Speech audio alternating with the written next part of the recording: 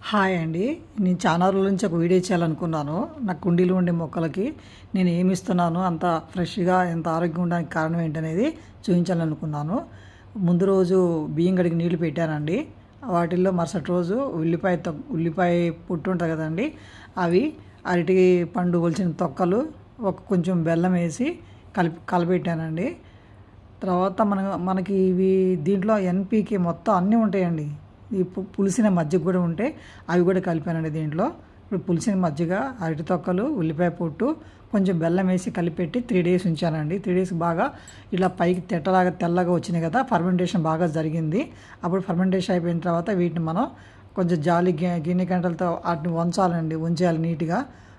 ముక్కాల వంతు బకెట్ నీళ్ళు తీసుకున్నాను. డైల్యూట్ చేయాలి, వీటిని డైల్యూట్ చేసి మొక్కలకు పోయాలండి. అరటి తొక్కలు పొట్టు అంతా కూడా తీసి పెద్ద చెట్లు ఉంటే ఆ చెట్ల మొదట్లో వేసేస్తాను నేను ఇప్పుడు కూడా. ఇవి మాత్రం కుండీలు ఉండే మొక్కలు పెడతాను, నీళ్ళు మాత్రం మొక్కలు పోస్తాను. ఇవి మనం భూమిలో నాటిన మొక్కలు మొదట్లో వేస్తే అవి ఎరువుగా పనిచేస్తాయి. ఇవి నేను మరుసటి రోజు అరటి తొక్కలు ఓన్లీ ఉల్లిపాయ పొట్టు అండి. అవి జస్ట్ మనం వన్ డేనే అవి మనం మొక్కలు పోయొచ్చు మనకి టైం లేనప్పుడు. చాలా బాగా పనిచేస్తాయండి ఇవి. ఈ మొక్కలు ఎట్లాంటి చీడపీడలు అనేవి ఇంతవరకు మాకు ఎప్పుడు రాలేదు అసలుకి. అవి దాదాపు ఒక కుండీకి 3 feet వరకు మొక్కలు పైకి పెరిగినాయండి. చూడండి, 100 మొగ్గలు కూడా వచ్చినాయి.